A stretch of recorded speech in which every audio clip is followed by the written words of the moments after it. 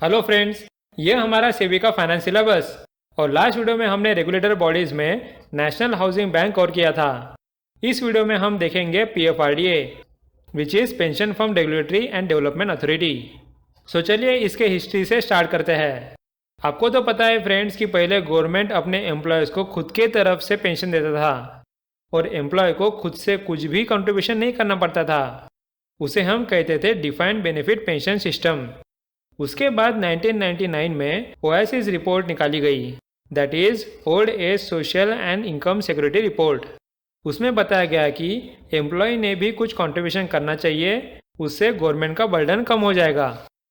सो उसके बाद गवर्नमेंट ने लाया डिफाइंड कंट्रीब्यूशन पेंशन सिस्टम, जहां एम्प्लॉय भी कंट्रीब्यूट करते हैं।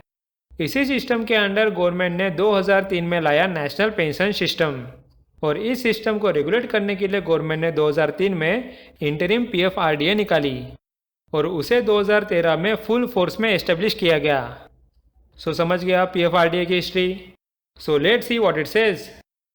Based on OIC's report 1999, the government decided to switch from a defined benefit to a defined contribution pension system for all new central state government employed except those in the armed forces. Accordingly, IPRDA Interim Pension Fund Regulatory and Development Authority Bill was passed by the Union Parliament in February 2003, which established PFRDA to promote, develop and regulate national pension system in India. And the final system, the Pension Fund Regulatory and Development Authority, was constituted with the President's approval on the September 19, 2013 and became a permanent act. Next हम PFRD के function देख लेते हैं। यार सबसे पहला function तो obvious है कि पीएफआरडीए एनपीएस और बाकी पेंशन स्कीम्स को रेगुलेट करने के लिए बनाया है। नेक्स्ट पीएफआरडीए के कुछ इंटरमीडिएटरीज होते हैं जो उसे पेंशन इंडस्ट्री में कंट्रोल रखने में मदद करती है, उन्हें भी रेगुलेट करने का काम पीएफआरडीए का है। उसके बाद सारे लोग पेंशन सिस्टम में प्रोफेशनली काम करें, यह भी पीएफआरडीए देखता है। So regulate NPS and pension schemes to which PFRDA act applies, then register and regulate intermediaries, at last promote professional organization connected with the pension system. Next PFRDA pension funds को regulate करता है, उसके बाद वो सारे pension scheme को approve करता है, फिर उसके टर्म्स एंड कंडीशन चेक करता है और ये भी देखता है कि इन सब का फंड का मैनेजमेंट कैसा हो रहा है। साथ ही पीएफआरडी को ये भी पावर होती है कि वो पेंशन फंड की इंक्वायरी करे और उनका ऑडिट करे। So establish, develop and regulate pension funds, then approve schemes, the terms and conditions, and laying down norms for management of the corpus of pension funds, then call for information, then conduct inquiries, investigation and audit of intermediaries and other entities connected with pension funds. और last में पीएफआरडी को यहाँ pension fund subscribers को protect करना पड़ता है। अगर उनके कोई भी ग्रीवेंस है तो उसे जल्द से जल्द सॉल्व करना पड़ता है और उसे जनरल पब्लिक के पेंशन के बारे में एजुकेट भी करना पड़ता है। So protect the interest of pension fund subscribers, then establish grievance redressal mechanism for subscribers, then settle disputes among the intermediaries and also between the intermediaries and subscribers, then train intermediaries and educate subscribers and the general public with respect to pension, retirement savings and related issues. अब friends, PFRDA NPS को regulate करने निकाला था, इसलिए हम NPS का पूरा system समझ लेते हैं। आपको मैंने बताया था कि एनपीएस सिस्टम में सब्सक्राइबर्स भी कंट्रीब्यूट करते हैं। सो ये सारा कंट्रीब्यूशन पेंशन फंड में जाता है और उसके बाद उसे जगह जगह इन्वेस्ट किया जाता है, for example government bonds, shares या डिबेंचर्स। और जब पेंशनर 60 साल के हो जाते हैं तो उन्हें ऑप्शन दिया जाता है कि उन्हें मंथली पेंशन चाहिए या पूरा पेंशन मैच्योरिटी अमाउंट लमसम में चाहिए। यहाँ तक आपको एनपीएस क्लियर है? So let's see what it says.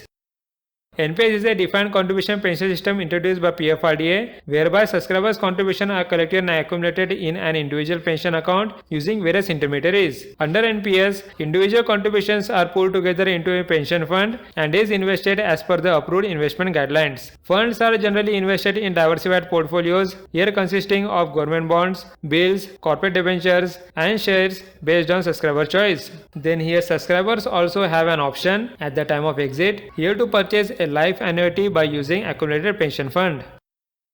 Next हम एनपीएस में थोड़ा डीप जाते हैं। एनपीएस में एम्प्लॉय कंट्रीब्यूशन करता है उसके सैलरी का 10% और उतना ही उसका एम्प्लॉयर कंट्रीब्यूट करता है, लेकिन सेंट्रल गवर्नमेंट एम्प्लॉय के लिए सेंट्रल गवर्नमेंट सैलरी का 14% कंट्रीब्यूट करता है। नेक्स्ट एनपीएस के 2 टायर होते हैं। यहाँ टायर 1 फंड नॉन विड्रॉल होता है और आप मैच्योरिटी के बाद ही निकाल सकते हैं, और दूसरा टायर 2 विड्रॉएबल होता है, लेकिन उसकी कंडीशन ये होती है कि उसके लिए टायर 1 एक्टिव रहना चाहिए, मतलब एम्प्लॉय और एम्प्लॉयर ने यहाँ कंट्रीब्यूशन कंटिन्यू करते रहना चाहिए। साथ ही एनपीएस का जो भी कंट्रीब्यूशन होता है वो एम्प्लॉय सेक्शन 80C और 80CCD के तहत इनकम टैक्स डिडक्शन में अप्लाई कर सकता है। So let's see what it says. NPS is structured into 2 tiers. Here first is tier 1 account. This is the non-withdrawable permanent retirement account into which the accumulations are deposited and invested as per the option of the subscriber. Then there is tier 2 account.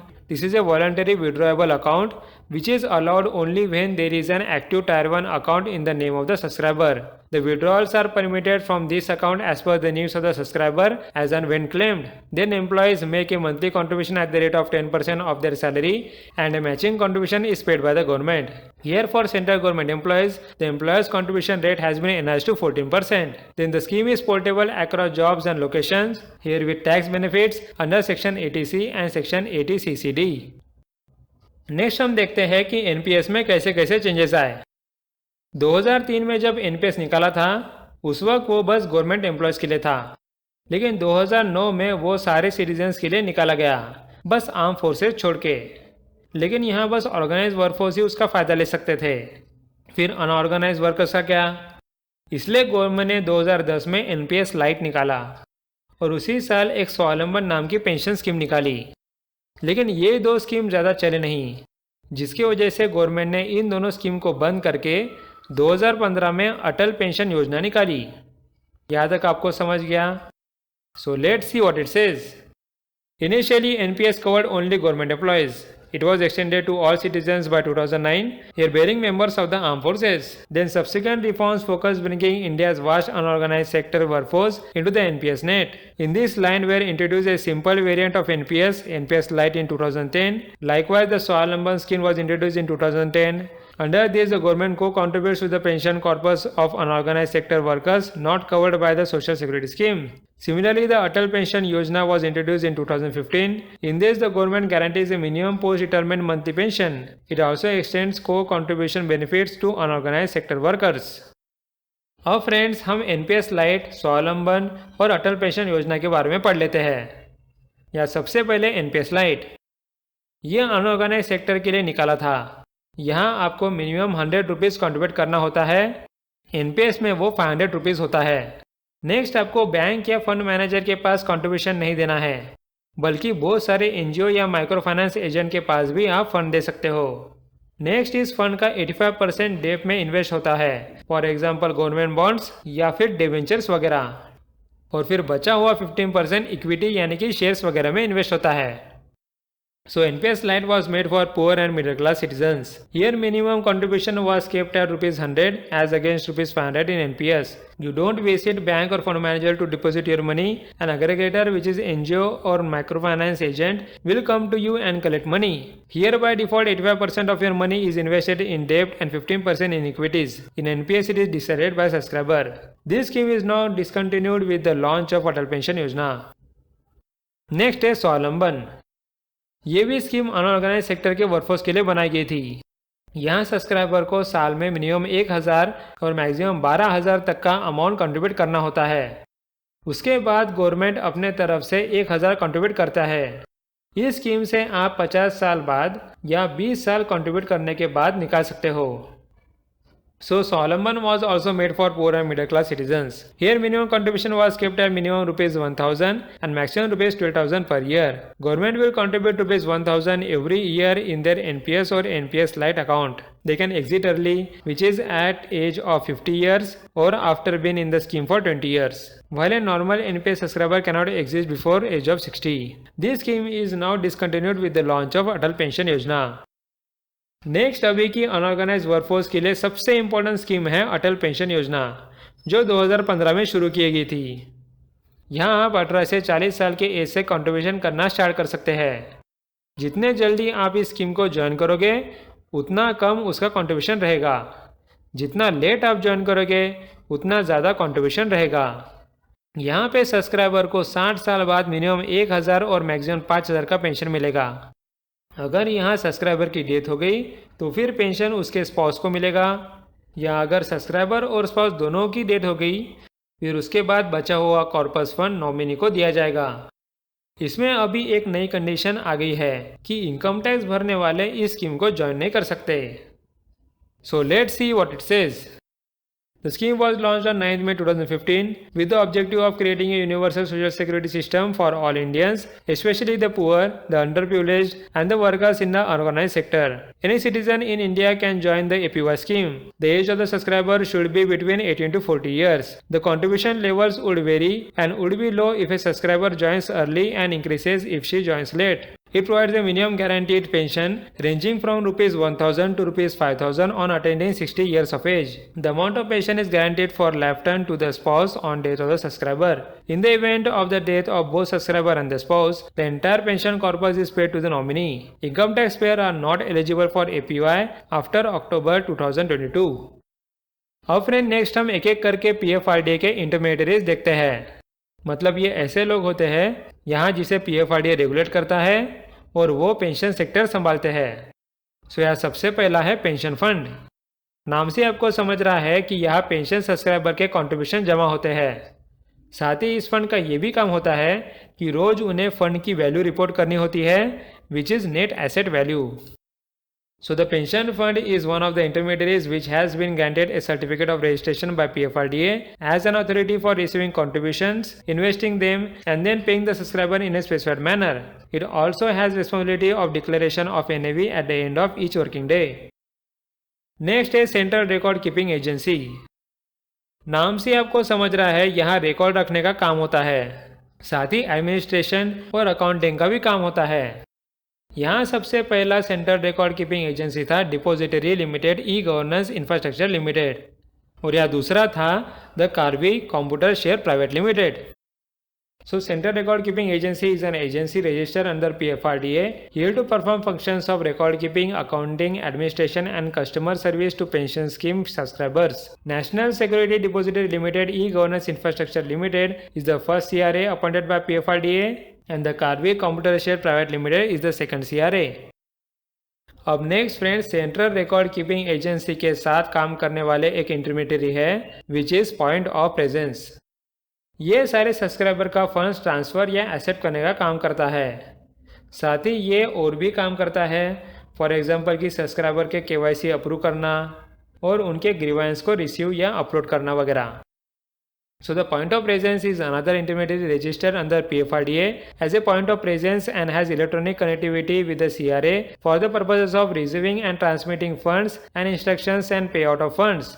It facilitates registration of subscribers, verify KYC documents, receive and upload grievance received from subscribers and other intermediaries in the central grievance management system of CRA, which in turn routes the grievance to respective intermediaries and performs due diligence in accepting subsequent contribution and remit the funds to the trustee bank. Next intermediary है trustee bank. ये ऐसी bank होती है जो सारे funds के behalf में काम करती है। मतलब कि पेंशन फंड्स को जो भी बैंकिंग फैसिलिटी की जरूरत होती है वो ये बैंक प्रोवाइड करती है। 2015 में PFRDA ने एक्सिस बैंक को as a trustee bank nominate किया था।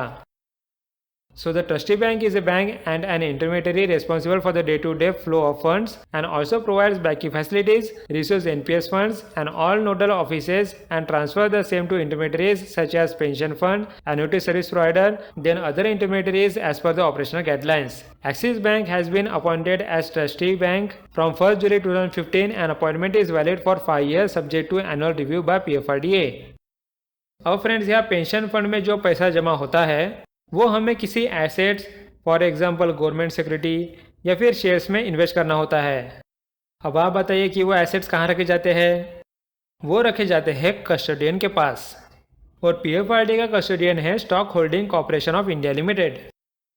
So the custodian is responsible for the safekeeping of the securities or assets held under the NPS or any other pension scheme and providing incidental services, including maintaining accounts of securities or assets, undertaking activities as a domestic depository, then collecting the benefits or rights accruing on the securities or assets, etc.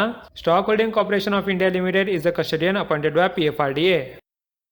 Next intermediary होता है aggregator. इसे आप website भी बुला सकते हैं। ये सारे सब्सक्राइबर के इंटरफेस के फंक्शन परफॉर्म करता है।